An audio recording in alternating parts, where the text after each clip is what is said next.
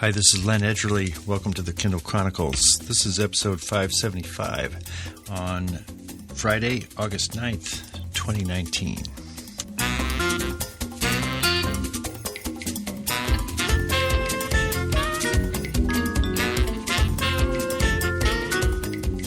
Well, the news this week is sad in my family. My mother, Lois Edgerly, passed away on Tuesday, August 6th at 12:09 p.m.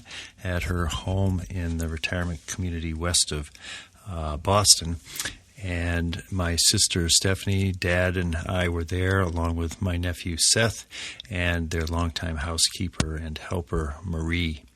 It was a quiet passing that came sooner into the hospice care part of the experience than we had expected. But Mom had been losing strength gradually over quite a period of time, decreasing how much she was eating and drinking. And in the last few days, she really wasn't eating or drinking anything. This episode I'm going to devote to my mother. I have another interview that I did with her 8 years ago in Cambridge, Massachusetts. This was an oral memoir that we put together, and this episode this chapter of it is called Love in a Model A, and that relates to the fact that my father, when he was wooing her, drove a Ford Model A that he named Jezebel because it was such a problem vehicle. And I hope you'll enjoy hearing her talk about meeting my father. They met in Sudbury, Massachusetts, at that time kind of a rural community. Now it actually was founded in 1639. Now it's a kind of a fancy suburb of Boston.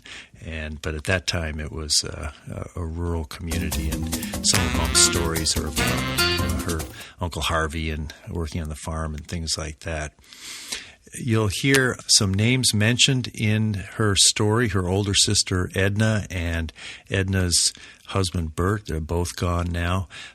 Mom's younger brother Parker Stiles is still with us, and we're expecting him tomorrow at the funeral. Her father Leonard Stiles is the man I'm named after. Edna and Bert Ty are the parents of Peter Ty, who lives in Austin and has been a guest on the show a number of times. Some of you may be familiar with Peter. So when she talks about Edna, that's Peter's mother. You're going to hear Mom mention the Sigma Chi fraternity pin that Dad gave her when he proposed that they marry. And at the private calling hours that we had tonight for immediate family, she was wearing that pin, looking very elegant. They had her dressed in her usual garb of a beautiful blouse and black skirt, and she was holding a rosary that belonged to my sister.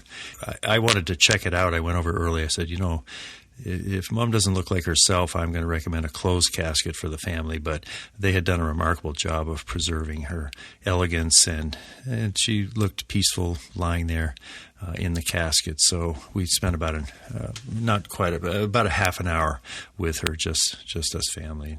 Quite moving. There's nothing that tells the mind and the soul that a person is gone, and then to actually be confronted with the body, the remains, really. I think that's a good way to refer to it, because when Mom passed, Dad had asked, well, how do we know when she's gone? And I had seen from Darlene's mother's passing a number of years ago that after the last breath and when it's really gone, it's as if something is gone from the room, that even in her state when she wasn't able to communicate with us, she was there and she was breathing, and some part of her was struggling to go where she was going. And after that last breath, my sister recommended I time 5 minutes to make sure 5 minutes went by to make sure. But it was obvious to me that she was not there anymore, and what was left looked like her, and certainly was her partly, but the soul or the spirit or the person that had so much impact on so many of us for so many years, she was 90 when she died, was simply gone.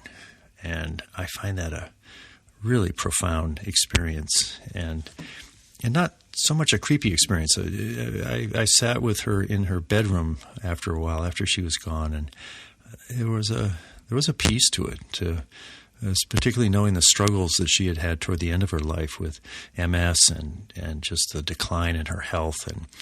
And it was so still, she was just so still. And it gave me a chance to begin the process of remembering her, recalling her, celebrating her. And I ended up taking a pretty active role planning the logistics of the the funeral, which Mom and Dad had prepared several years ago in great detail with the help of Brother Curtis Almquist, a monk at the Society of St. John the Evangelist in Cambridge. But there was still lots to communicate with the funeral home and to arrange all the details of a good-sized public calling hours that we had tonight. And I think we'll probably have about 110 people at the chapel tomorrow. I loved working on the details because I felt like I was doing it for Mom and Dad. It also gave me a way to perhaps keep the emotions at bay. And the times I did stop and just look out at the river from their balcony, the sense of loss was certainly there, and it certainly will be there to experience fully once we get on the other side of these events, which have required quite a bit of work. I guess that's all I'll say. It's been a long night, and I want to make sure we get some sleep tonight before the funeral and the burial. We'll have a reception. It's going to be a busy day of people sharing their grief, sharing our grief, talking about my mother, a remarkable woman, kind of a one-of-a-kind woman who has now been gone.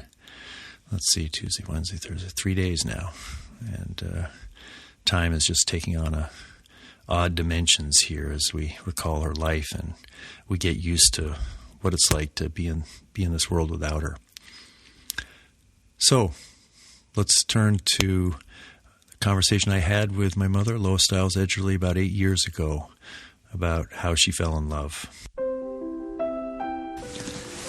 It's Wednesday, December 14th, 2011, and we're in the upstairs library at 32 Highland Street.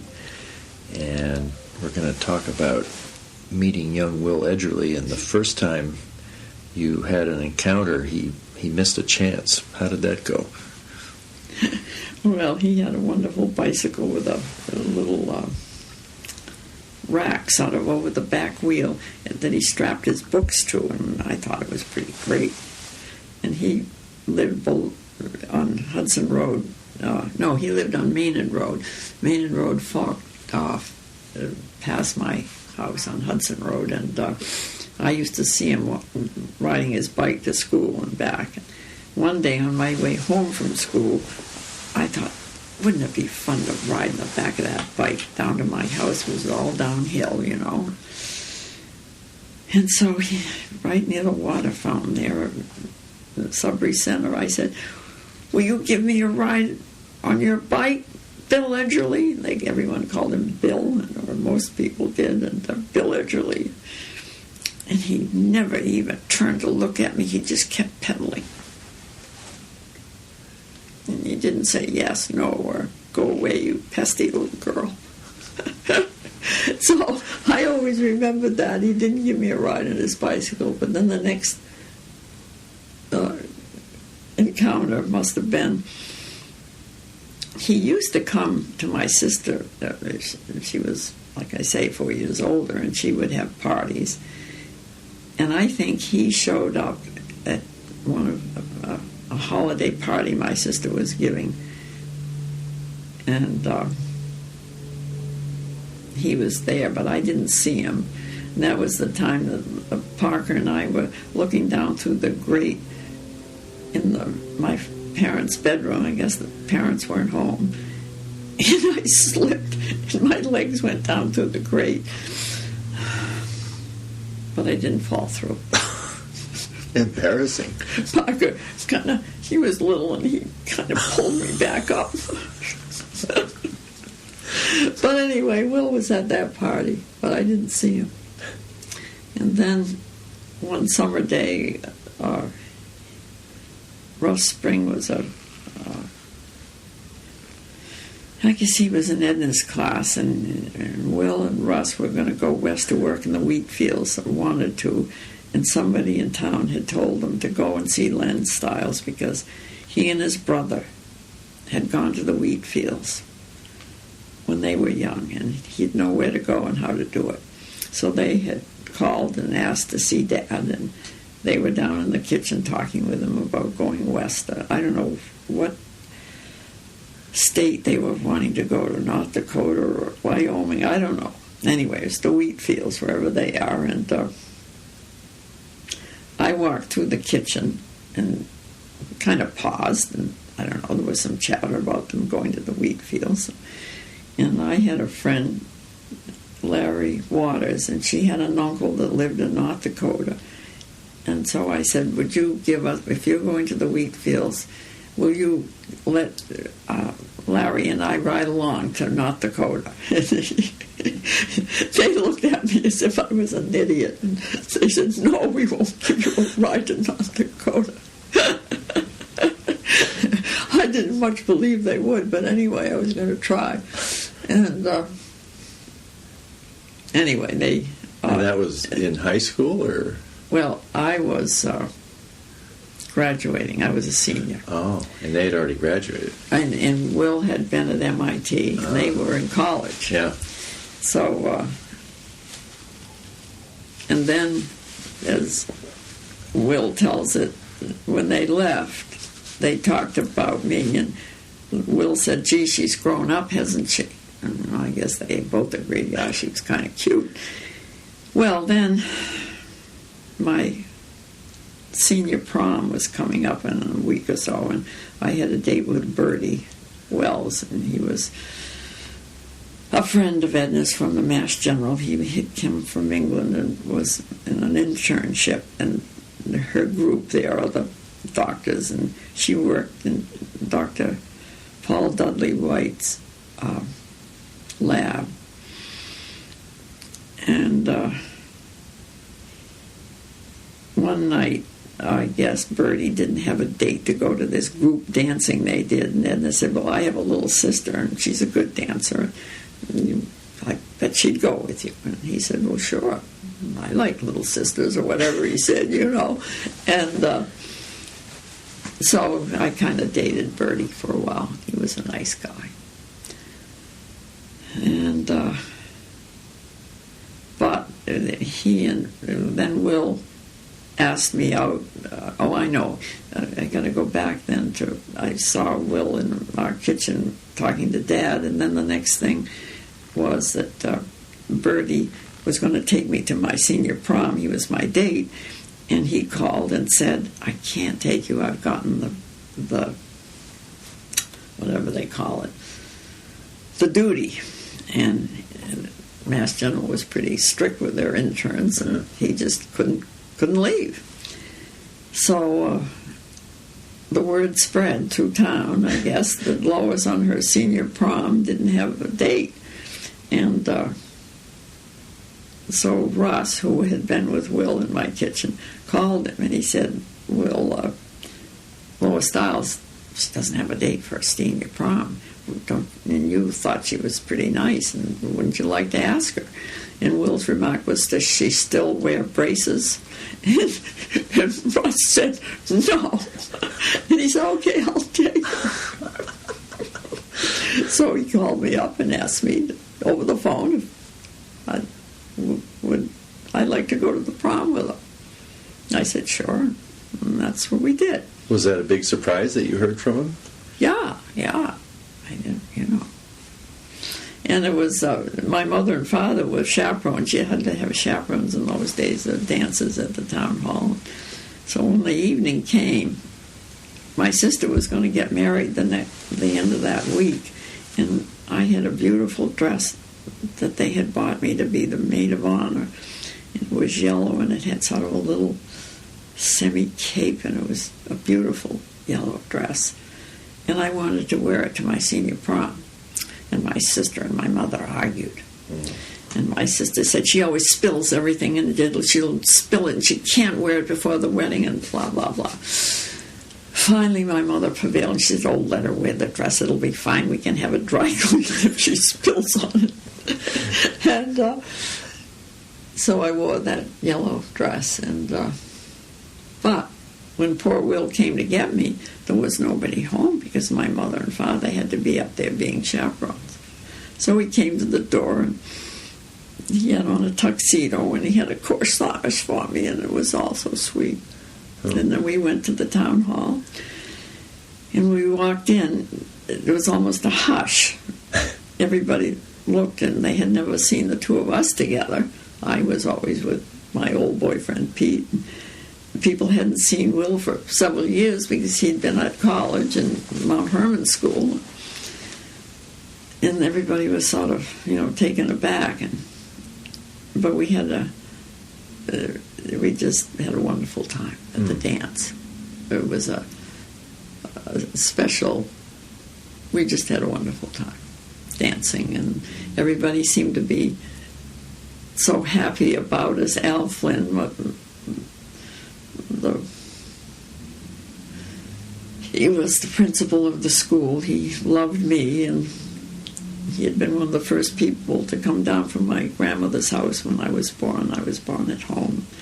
He had come down to see me as a newborn, and anyway, he loved me, and everybody seemed to love Will, and he loved Will, and everybody, there was a great air of happiness around the fact that we were there. Yeah. And I'm sure my dress looked beautiful, and he looked handsome, and anyway, we had fun. And Johnny Bartlett took us home afterwards, and there was other people in the car, and Will took me to the door, the back door in the garage, and to say goodnight, and he kissed me, and I was so surprised, and I thought he was so brash, but he was older than I was, so, what are you going to do? So anyway, but it was, and then when he went home, and his mother, of course, his mother and father were social friends of my mother and father. They used to do things together now and then and stuff, and Flo asked him, what was the evening like? He said, it was just wonderful, and I'm going to marry her. He told his mother. His mother must have almost fainted. I didn't know he was going to marry me. And he said, I'm going to marry her. Wow. That was before the fortune teller. Yeah. What did you tell your parents when they asked how it went? I don't think they asked me anything. It was only later when they saw that we were dating and all, when my mother asked me one day in seriousness, do you like Will Edgerly? And I said, well, I thought she's fishing, and I was getting kind of serious with him. And I said, yeah, I think I like him. And she said, well, why do you like him? And I said, well, and then again I had to think, why do I like him, And I said, well, one thing that's pretty nice is he wants to save the world. And she said, well, you make a good pair then.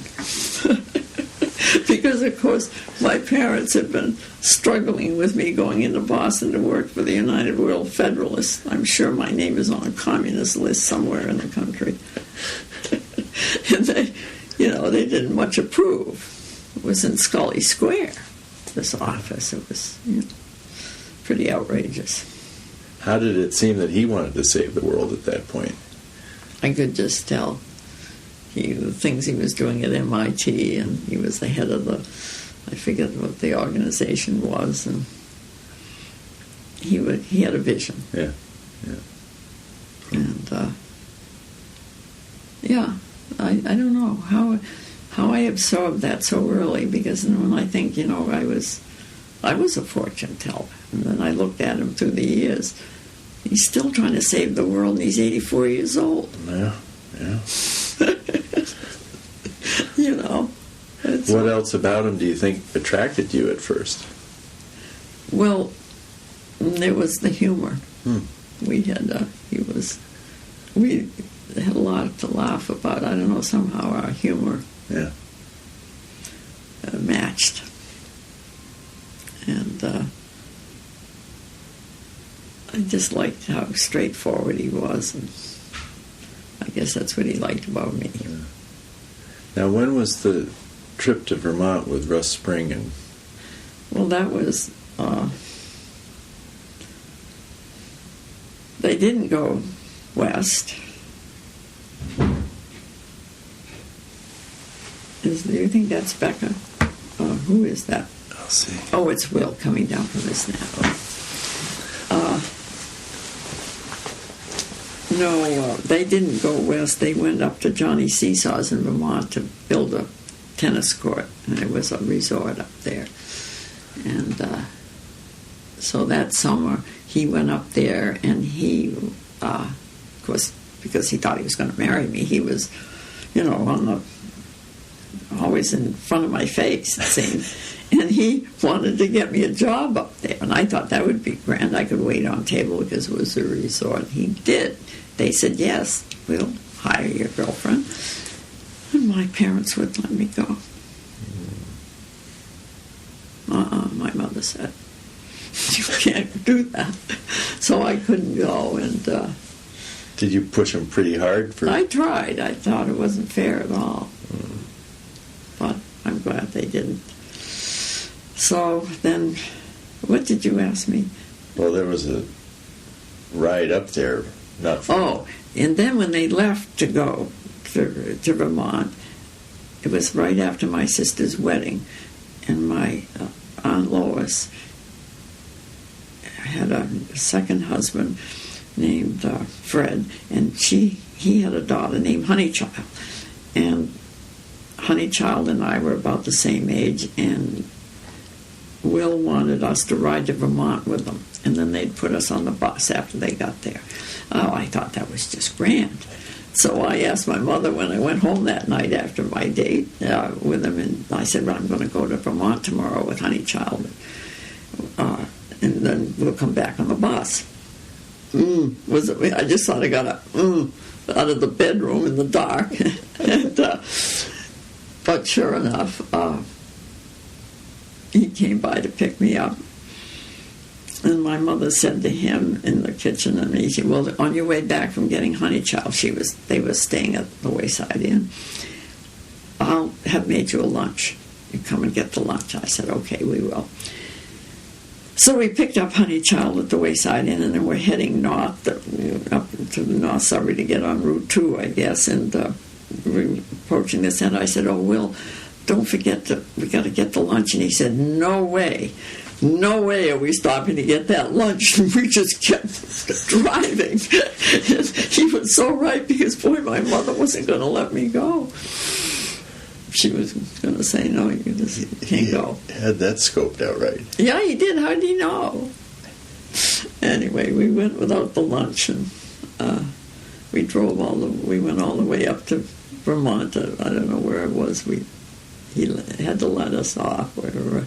Forget the name of the town. It was way up, and poor Honeychild and Russ, they had to ride in the rumble seat, and it had no springs. And poor Honeychild, she was just exhausted. And then they put us on the bus in Burlington, I think it was. And Dad picked us up in front of Bradshaw's store that night. Long ride. It was. Now, what was his car at that point? It was a junk heap. Rattled and banged and backfired. Oh, it's just so terrible.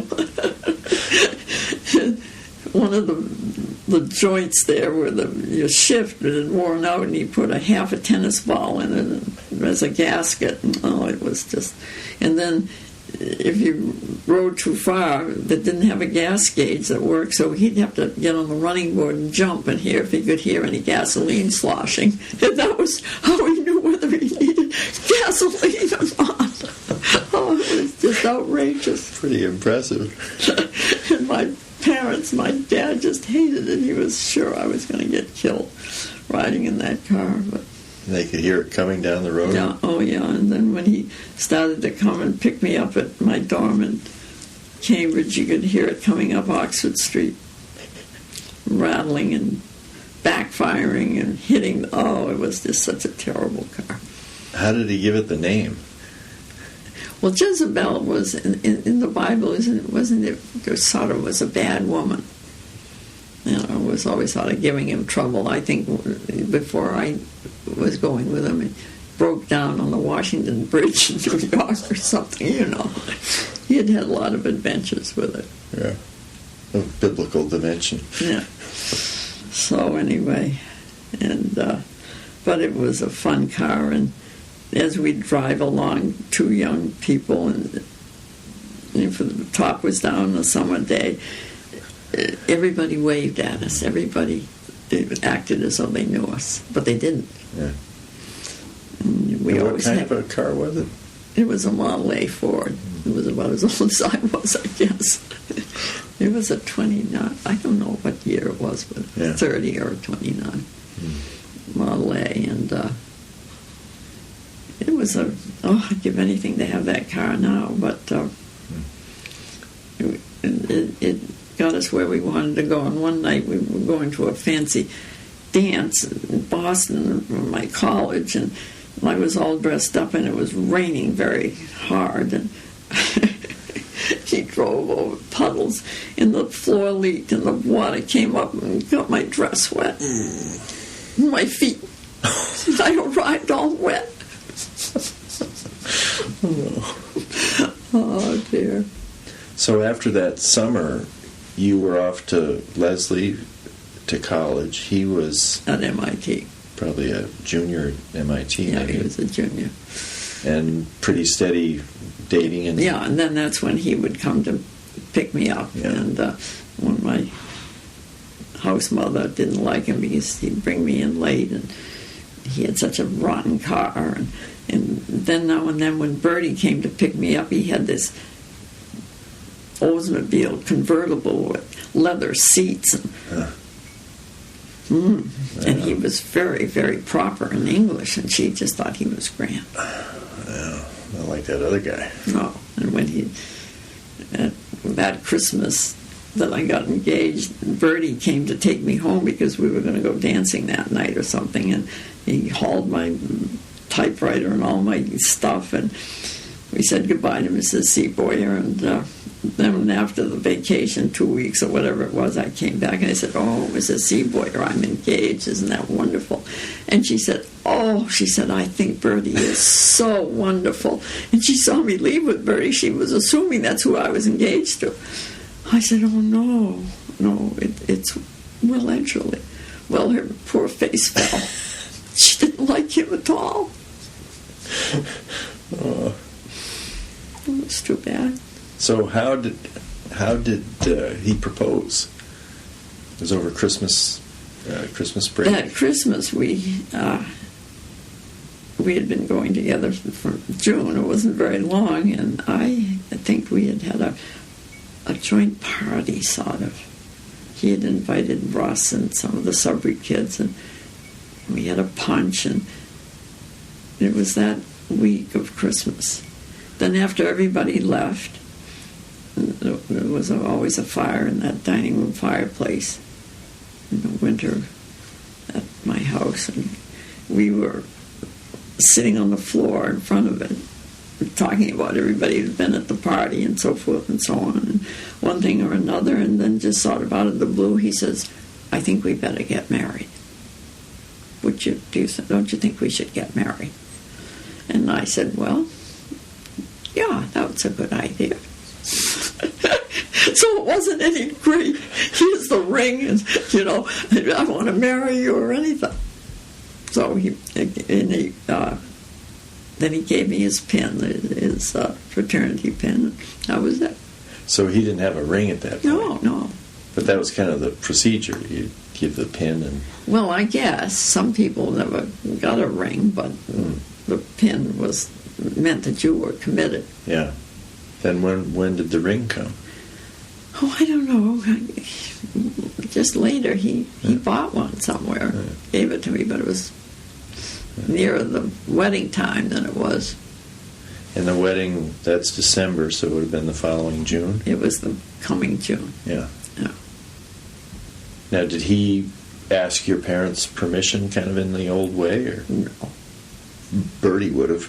Bertie would have, but no, Will didn't. The heck with that kind of stuff, I guess. I don't know. No, So, I don't think he asked, no. You probably just told them. Yeah. We've got I a don't plan. know. I'll have to ask him. I don't think he did. Did they think it was good but question the timing, or what was their reaction once the news broke? Well, I think everybody thought we were too young.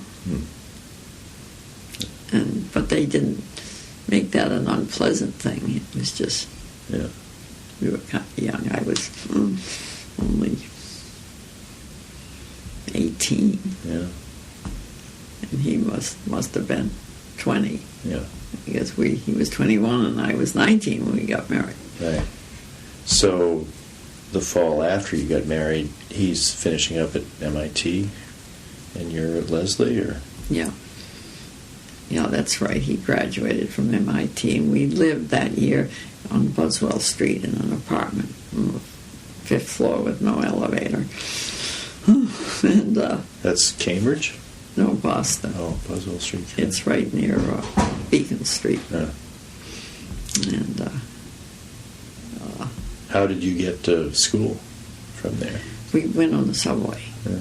And it was typical of us because we'd come down out of the thing, and you had to run along Buswell Street before you broke in to get the trolley on Beacon.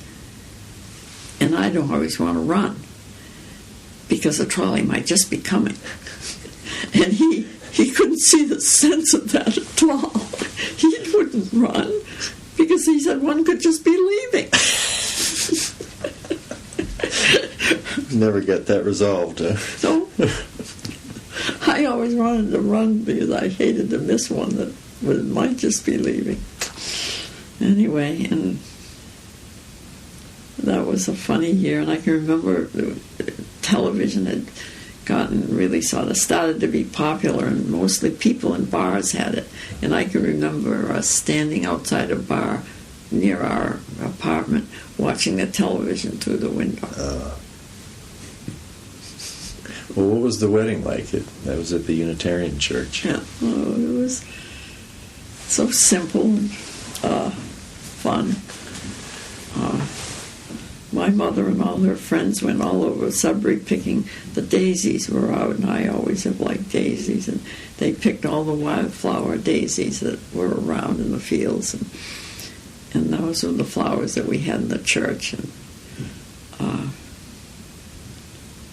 And it was just so simple, and there was no stress about it. Maybe, the folks might have had some stress, but even them, I don't think they did. And Edna was going to be my bridesmaid, but she had come back from Pennsylvania and was bleeding, and she was pregnant, and she couldn't be my bridesmaid. And so my maid of honor, and so I just had my two roommates, Jackie and Jean. And how about the grooms? And Will had his brother as his best man, and it was Dr. Reverend Ferguson who married us. And then everybody I knew was there, and the Sudbury people. And then after the ceremony, we went downstairs where tea was served, sandwiches. That was the reception? That was the reception. Did you drive off in Jezebel? No. We hid Jezebel in the Haynes's garage. It was not Haynes, I forget. It was Bert. We could have gotten killed. And we ran down out of the church, and he took us away to where we had hidden our car in this garage up east of town, so that his fraternity brothers wouldn't find it. And then Bert, went 90 miles an hour down Pekin Road and, getting us to our car, and we got away without them.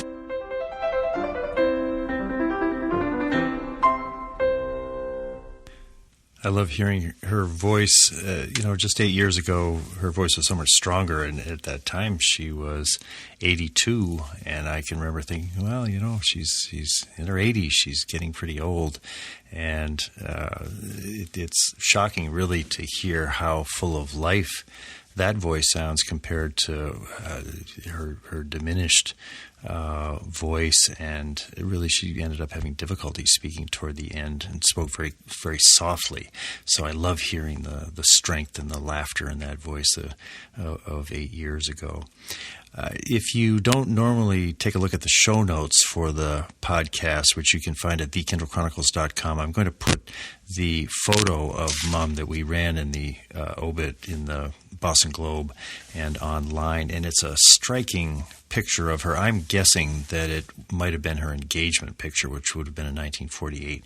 She would have been 19 years old, and it captures her beauty for sure. She was a stunningly beautiful young woman, but it also captures a kind of strength, a confidence. There's something about the angle of the head and the way she's looking at her big brown eyes that it seems like a timeless photograph and a timeless image of my mother, because so much of her life, all the way into old age, there was power in her. There was power to motivate people and to inspire people and to support people in very tangible ways and also just with emotional support.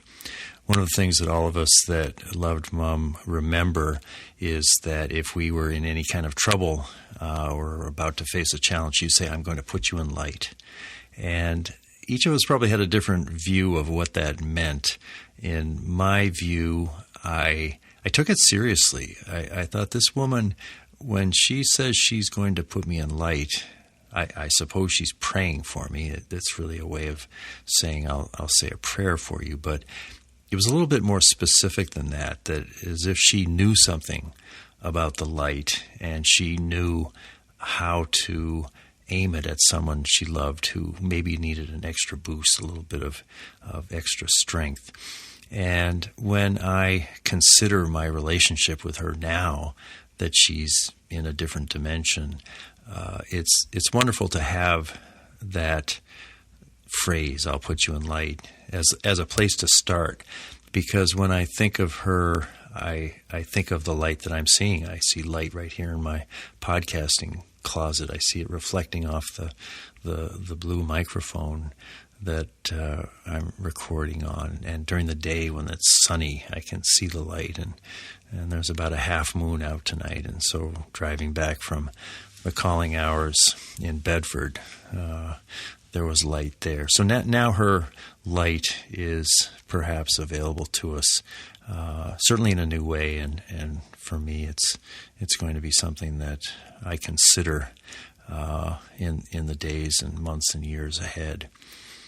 I'm a very grateful son, and I'm sad, and I'm proud, and I feel very tender toward my father, and the sorrow that he's showing with such dignity, and yet with such vulnerability. He's letting us know how sad he is, and he sat during the calling hours in his good-looking suit with all of the people coming to give their condolences. And when I looked over at him, I felt pride, and I felt empathy and sadness, and a great desire to be a help to him in his transition to what this world is like without her after 71 years of marriage. And so with that, I'll close this episode of the podcast. Rest in peace, Lois Stiles Edgerly, 1929 to 2019. This is Len Edgerly for the Kindle Chronicles. Thanks for listening.